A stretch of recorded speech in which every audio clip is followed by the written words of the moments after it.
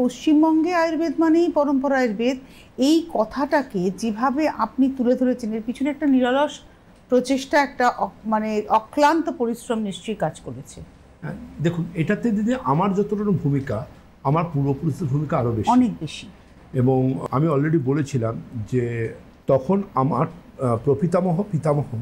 তার চিকিৎসা করেছেন, তার দেওয়া শংসাপত্র এখনও পর্যন্ত আমাদের কাছে রাখা আছে। গঙ্গেন্দ্রনাথ ঠাকুরের চিকিৎসাও করেছেন, এবং অবনী ঠাকুর সেখানে তার নিজের হাতের চিঠিতে লিখেছেন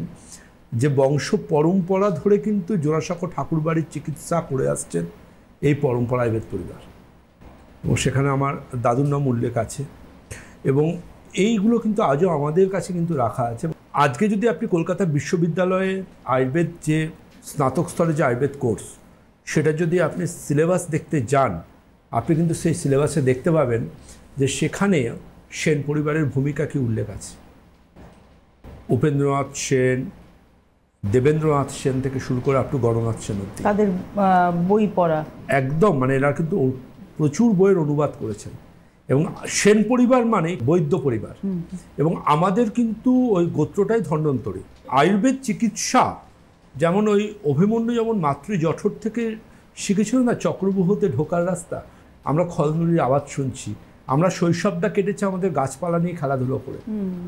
আমাদের বড় হয়েছি আমরা এটাকে ইনহেরিট করে। আমাদের বাড়িতে একদিকে যেমন হচ্ছে রান্নাবান্না, আরেকদিকে একটা পাচনশালা রয়েছে, সেখানে হয় ওষুধপত্রের কাজ, এইটাকে নিয়ে বড় হয়েছি। মানে এই ক্যালকুলেশন ইকুয়েশনটা ছোটবেলা থেকেই দেখে বড় হয়েছে। একদমই তাই, এবং আমাদের কোন গাছটার সাথে কোন গাছটা একদম আমাদের নিজস্ব ভেষজ উদ্যান, আমাদের নিজস্ব সব রকম মেডিসিনাল প্ল্যান্টের কাজকর্ম, এবং বাবার সাথে বেরিয়ে তখনকার দিনে বাবা ছোটোবেলায় নিয়ে যেতেন বোটানিক্যাল গার্ডেন, আমার বাড়ি থেকে ঢিলছড়া দূরত্ব, এবং বোটানিক্যাল গার্ডেনে চরক উদ্যান বলে একটা আয়ুর্বেদিক ভেষজ উদ্যানের অংশ আছে, সেইখানে আমার বাবা প্রচুর গাছগাছরা তখনকার দিনে ডোনেট করেছিলেন। বাবা ওখানে একসময় উদ্যোগ নিয়েছিলেন, মানে তখন বোটানি ক্লাস যারা করতে যেত বিভিন্ন কলেজ থেকে, তারা কিন্তু মেডিসিনাল প্ল্যান্টগুলো নিয়ে তারা স্টাডি করতে সুবিধা হয়। মানে সত্যি কথা বলতে আমি জানি না যে আমাদের মহেঞ্জোদারো, হরপ্পা, সিন্ধু সভ্যতা, ব্যাবিলনীয় সভ্যতা আমাদের ইতিহাস বইয়ে কতটা আমাদের সমৃদ্ধ করে, কিন্তু স্কুল বা বিদ্যালয় স্তরে 6, 7, 8, 9 থেকে যদি কোন ভেষজের কী উপকারিতা, কোন মেডিসিনাল প্ল্যান্টের কী উপকারিতা, এটা যদি শেখানো হয়